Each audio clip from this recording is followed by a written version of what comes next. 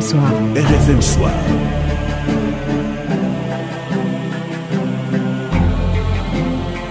RFM Soir. RFM Soir. Bunkiling, c'est à Sédhiou, RFM 18h, le journal. Voici les titres.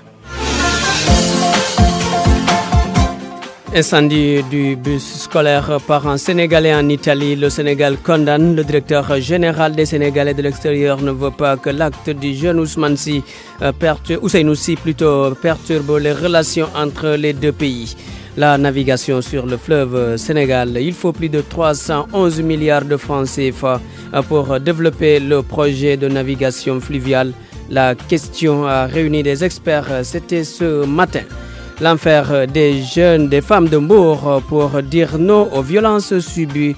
Ces femmes ont saisi la maison de justice de la localité. 834 plaintes ont été déposées en 7 mois. Leurs complaintes dans ce journal.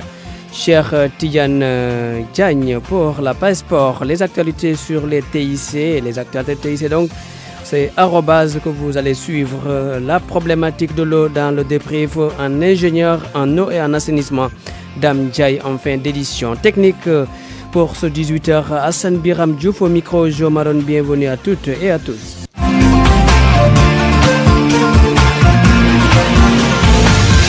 RFM Soir. RFM Soir. Sori Kaba regrette et condamne l'acte du bus scolaire par un Sénégalais en Italie. Le directeur général des Sénégalais de l'extérieur qui pense que cet acte ne doit en aucun cas affecter les relations entre le Sénégal et l'Italie. Sori Kaba a tenu ses propos, c'était à Sédhiou lors du lancement du projet Gouvernance migratoire et développement. Sori Kaba avec Max Clé de Kamfani. On souhaite qu'il n'y ait pas de problème, même si en termes de dégâts collatéraux, ça affectera tout le monde.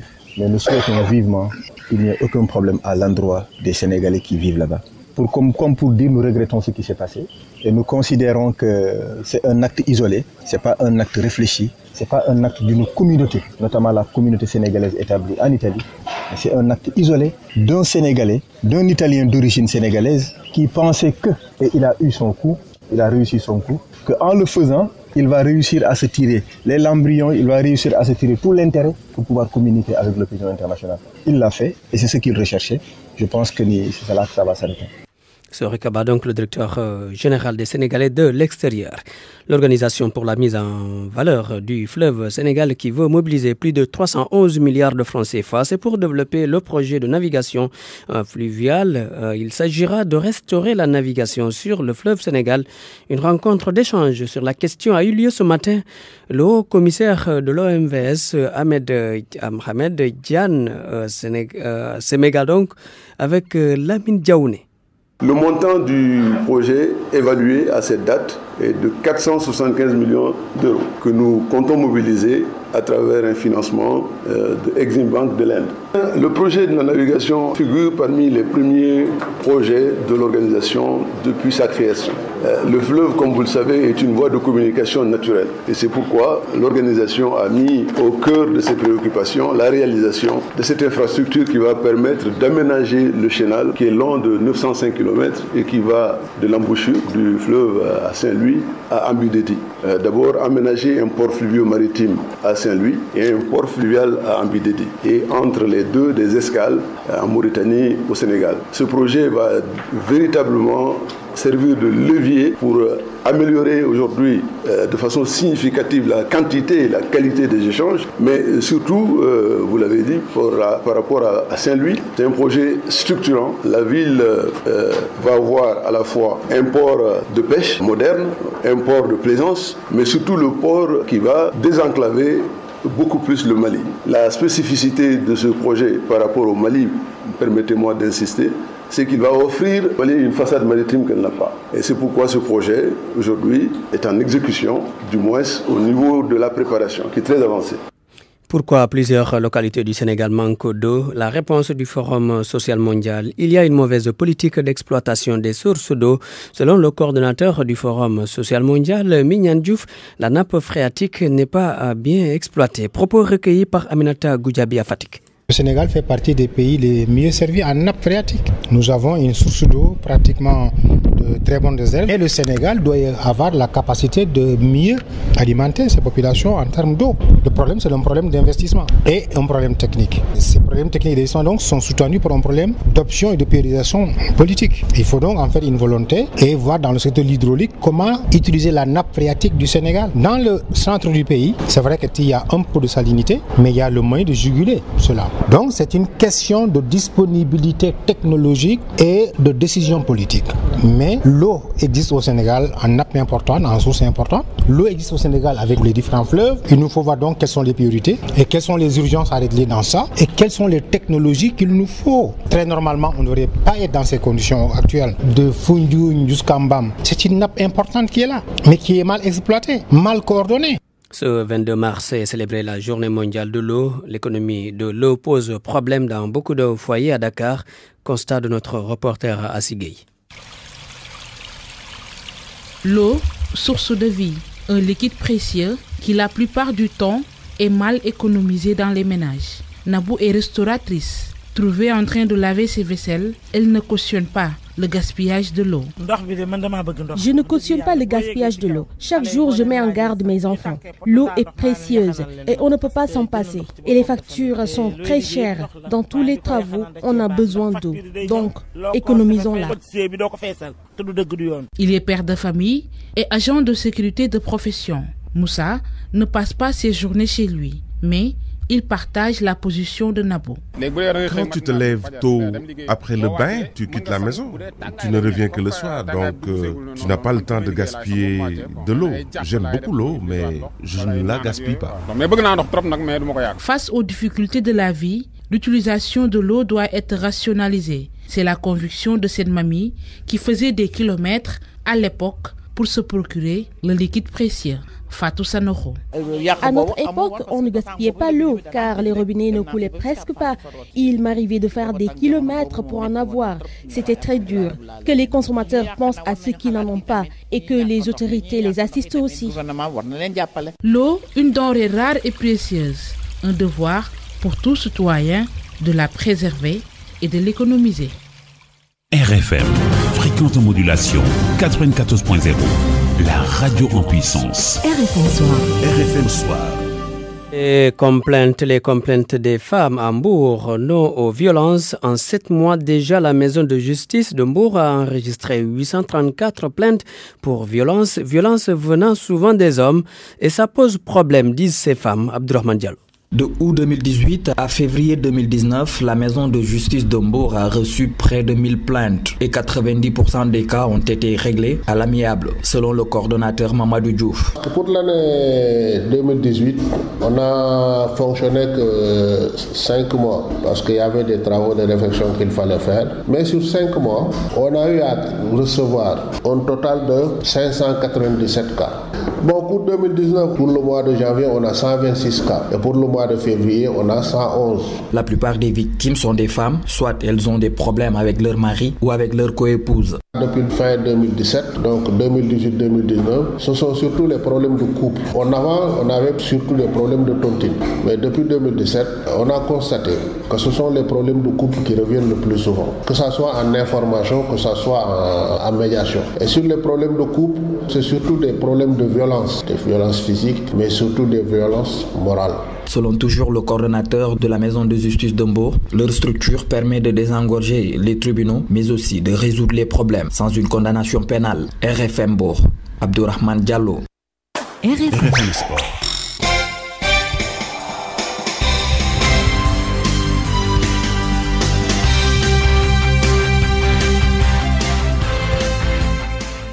Cheikh Tidiane Diagnon, bonsoir. Bonsoir à vous, Mamadou, plutôt, Joe Maron. Cheikh Tidiane, vous n'êtes pas là, Cheikh Tidiane. Hein? Oui, je suis bien ici, Joe Maron. Comment vous allez? Ça va très bien, Cheikh Tidiane Diagne. On commence certainement par le foot. Avec l'équipe nationale A, l'équipe senior du Sénégal, qui se prépare donc à jouer demain son homologue de Madagascar. C'est pour le compte de la dernière journée des éliminatoires de la Coupe d'Afrique des Nations. Il faudra le préciser, Joe, puisque ces deux équipes sont déjà qualifiées donc pour cette échéance prévue en juin. En Égypte, l'équipe nationale donc qui va jouer demain à partir de 19h au stade Lat Dior contre son homologue de Madagascar. En prélude à cette rencontre, les Lions sont actuellement à Sali, au centre Djambar, pour y préparer donc cette rencontre.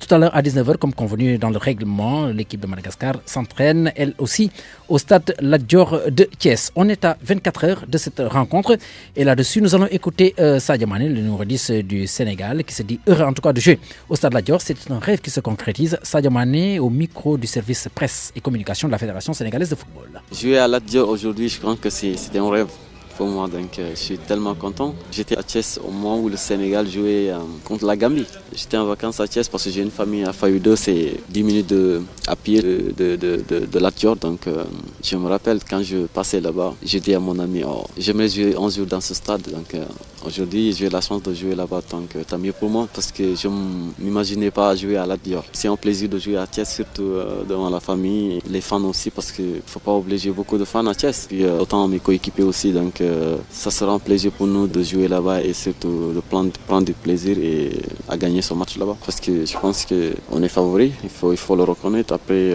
il faut aussi le démontrer sur le terrain. Et je pense qu'on le fera le samedi pour pouvoir gagner ce match parce que pour nous c'est important. Donc, ici à domicile, devant notre public. Et maintenant, on va essayer de les faire plaisir, surtout de la belle manière. Et la majorité a joué une CAN ou deux. Comme le cas, ça va être notre 3e CAN. Donc, on a un peu l'expérience, donc on va essayer là-bas avec sérénité surtout et avec sans pression. Aller là-bas et faire tout pour gagner la CAN. Voilà, parce que c'est l'objectif. Le rêve donc qui se concrétise pour Sadio Mané qui va finalement jouer au stade Lat Dior de Thiès. Donc Thiès qui va accueillir cet événement. Et à l'instant donc, c'est l'engouement dans la ville. Nous allons écouter cette illustration avec le reportage signé Mamadou Aïcha Ndiaye. Thiès, en plus d'être berceau du rail sénégalais, est bastion de sport et de football en particulier. L'affluence notée ces derniers jours au stade Lat Dior, lors des séances d'entraînement des Lions du Sénégal, révèle à plus d'un titre l'ancrage d'une passion dans le cœur des Thiessois. Les palabres et autres débats sur le match Sénégal-Madagascar, au royaume de Bouba Diakhao, de Dame Ndoye et autres attaquants comme Al-Bouliar, prouve que le génie est une longue sueur. La présence de centaines de fans témoigne que la ferveur sportive fait partie de l'ADN de cette ville qui est Thiès. Pourtant, pendant des années, les furus du ballon s'agglutinaient aux abords du CNEPS de Thiès pour admirer Roger Mendy, Jules-François Bocandé, Thierno Youm et Joseph Koto. De nos temps qui courent, le stade Lat Dior de Thiès, avec ses installations nouvellement remises, font l'attraction et il ne reste qu'à piaffer des entrechats et autres dribbles d'un 11 national auréolé d'une qualification à une Coupe d'Afrique avant coup d'envoi. Souhaitons simplement, pour redorer un blason d'ambiance, que le public thiessois attend avec ferveur et enthousiasme la fête belle et victorieuse. La fête donc attendue demain dans la capitale du rail. Notez que dans le groupe du Sénégal, le Soudan a fini de jouer contre la Guinée équatoriale. Match remporté par les Équato-Guinéens en déplacement sur le score de 4-1. Dans nos éditions du soir jour, nous reviendrons sur l'intégralité des résultats des rencontres qui se jouent actuellement, notamment la Mauritanie qui nous intéresserait, mais aussi le Burkina Faso qui mène pour l'instant donc la formation de Mauritanie sur le score d'1-0, alors que de l'autre côté, notez que la formation donc de l'Angola mène devant son adversaire dans ce même groupe. Et puis nous allons terminer avec le basketball chez les dames. National 1, la 10e journée qui démarre aujourd'hui, cet après-midi au stadium Marius Ndiaye. Quelques rencontres ils sont prévues. La première devant mettre aux prises Flying Star au Dakar University Club et l'autre ce sera tout à l'heure entre le Giraffe et USEPT, Union Sportive École Polytechnique de Thiès. La suite pendant ce week-end chez les messieurs aussi, une rencontre est prévue au stadium Marius Ndiaye. C'est Mermoz qui va accueillir les Thiessois de l'Union Sportive du Rail. Cher Tidjane Diagne, vous voulez savoir la fille qui a gagné le prix du meilleur projet en numérique. Vous voulez savoir, vous voulez connaître cette fille, qu'est-ce qu'elle a fait, qu'est-ce qu'elle a créé. C'est tout de suite dans Arobase. Ok. Bienvenue à toutes et à tous dans ce numéro Arobase, le Linger Digital Challenge, un concours qui récompense des projets de femmes dans le numérique. La première lauréate s'appelle Sarah Diouf. Elle a mis en place Tongoro, une plateforme de vente de vêtements en ligne, vêtements entièrement fabriqués au Sénégal. Portrait de Sarah Diouf avec Abdoulaye Diop. Je suis né à Paris donc d'un père sénégalo-congolais et d'une mère sénégalo-centrafricaine. Je me définis comme une enfant d'Afrique de par mes origines. Sarah Diouf, fondatrice de la plateforme de vente en ligne qui commercialise une marque de vêtements éponyme entièrement produite au Sénégal. J'ai fondé une plateforme de e-commerce, un site internet qui promeut à travers de la vente de vêtements l'artisanat local sénégalais, donc l'artisanat de confection, de maroquinerie. On a lancé notre activité en 2016. Tongoro signifie étoile en songo, langue de sa maman. Le but était de fédérer, structurer et former les artisans tailleurs qui travaillent aujourd'hui de manière indépendante sous un même toit pour créer une unité de production et élever leurs compétences aux standards internationaux. Linguère Digital challenge une aubaine pour renforcer sa capacité de production et se faire connaître au niveau local. La plateforme nous donne le fait de pouvoir communiquer sur des médias sénégalais parce que je pense qu'au niveau local, mon activité n'était pas aussi connue qu'à l'international. Donc c'est vraiment ramener le produit à la maison, le faire connaître ici. Âgée de 29 ans, la première lauréate de la 4e édition du Linguère Digital Challenge lance ce message aux femmes sénégalaises. N'hésitez pas à entreprendre. Aujourd'hui, il y a tellement d'outils qui sont mis à notre disposition. Il ne faut surtout pas hésiter aussi à croire en ses rêves. Sarah, dans le long terme, se veut être ambassadrice de la culture et du savoir-faire sénégalais en promouvant le Made in Africa à l'échelle internationale. La 4e édition du Linguère Digital Challenge a aussi distingué d'autres projets de femmes, notamment Itontine, Dakar Fameuse Marketing, des startups qui ont attiré l'attention du jury. Les explications de la responsable du département RSE du groupe Sonatel, Rokhaya Solange Ndir, recueillie par Abdoulaye Diop. Les femmes représentent près de la moitié de la population au Sénégal et nous avons en Afrique de l'Ouest un des taux d'entrepreneuriat féminin les plus élevés au monde. Donc les femmes entreprennent beaucoup et il était important pour Sonatel de montrer aux femmes que le numérique est un outil qui peut leur permettre de développer leur activité, donc d'accroître leurs revenus. C'est la raison pour laquelle nous avons lancé en 2015 le Linguère Digital Challenge, le prix de l'entrepreneuriat numérique féminin qui chaque année récompense 3 startups dirigées par des femmes et qui évoluent dans le domaine du numérique. Chaque année, 3 startups sont récompensées. Nous sommes à la 4e édition, ce qui fait qu'aujourd'hui nous avons 12 startups qui ont été récompensées et qui bénéficient surtout, et c'est le volet le plus important, d'un accompagnement pour accroître leurs revenus dans leur activité et les mettre en relation avec des partenaires qui vont les aider dans ce sens. Un service par contournement ou offre hors du fournisseur d'accès à l'Internet, en anglais Over the Top Service ou OTT. Ce service de livraison d'audio, de vidéos et d'autres médias sur Internet sans la participation d'un opérateur de réseau traditionnel a fait perdre à la Sonatel 20 milliards de francs CFA en 2018. La parole à des utilisateurs de ces réseaux sociaux. Ils accordent une importance capitale à ces OTT qui, à leur avis, ont révolutionné le monde de la communication. Oumar Mbow. Devant leur école, les étudiants sont assis sur un banc public. Certains ont leurs yeux fixés sur leur cahier, d'autres se prennent en photo.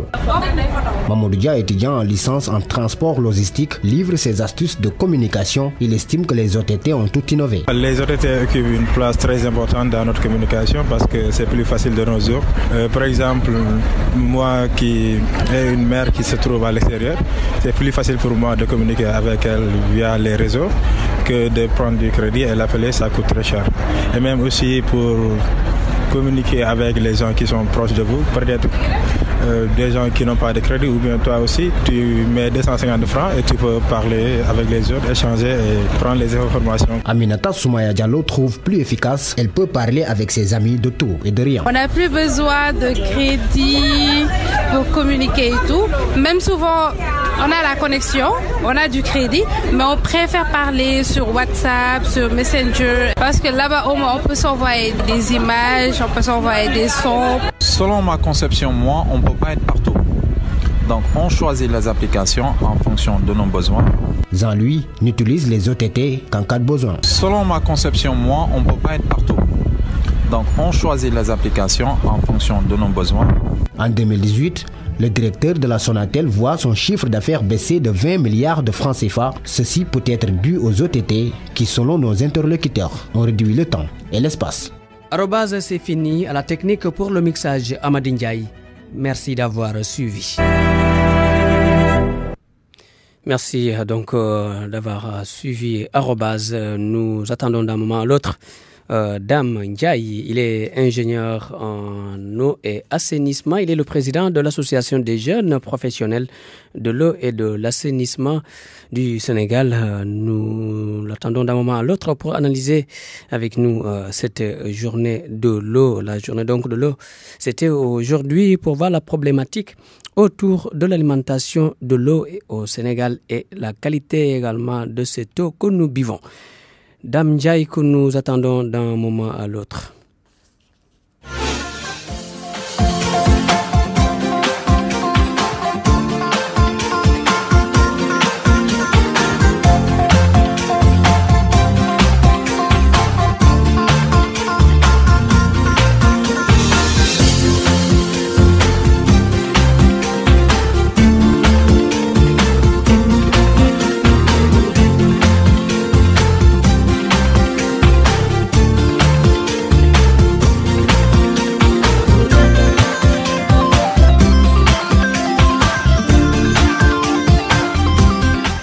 Et voilà, Dame Ndiaye qui nous fait faux bon. C'est la fin de ce journal. Je rappelle les titres. Un incendie dans un bus scolaire par un Sénégalais en Italie. Le Sénégal qui condamne. Le directeur général des Sénégalais de l'extérieur ne veut pas que l'acte du jeune Ousseynou Sy perturbe les relations entre les deux pays. Navigation sur le fleuve Sénégal. Il faut plus de 311 milliards de francs CFA pour développer le projet de navigation fluviale. La question a réuni des experts, c'était ce matin. L'enfer des jeunes, l'enfer des femmes plutôt à Hambourg pour dire non aux violences subies. Elles ont saisi la maison de justice de la localité. 834 plaintes ont été déposées en 7 mois. Cher Tidjane Diagne a présenté la Sport, les actualités sur les TIC, technologies de l'information et de la communication que vous avez suivi. Nous attendions donc Dame Ndiaye qui est un ingénieur en eau et assainissement qui devrait parler de la problématique de l'eau, l'occasion donc de la célébration de la journée de l'eau. Il n'a pas finalement répondu. Ce sera pour la prochaine fois. Ce journal a été présenté par Jomaran Technique Hassan Biram Diouf. Merci d'avoir suivi. DJ Sidat qui reçoit dans Kergui l'artiste Yoro Ndiaye.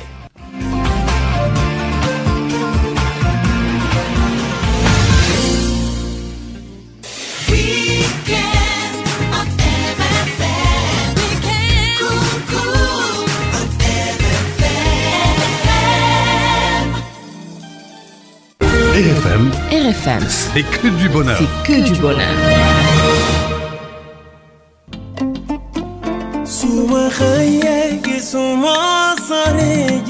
Salam tout le monde. Wow, man la Yoro Ndiaye di len jox rendez-vous rek ce vendredi sur la RFM avec DJ Sidat sur la 94.0. C'est à partir de 19h sur Kergui avec DJ Sidat du yomb. Il y aura du live dañ faram fàcce teg bagage. Jaajëf.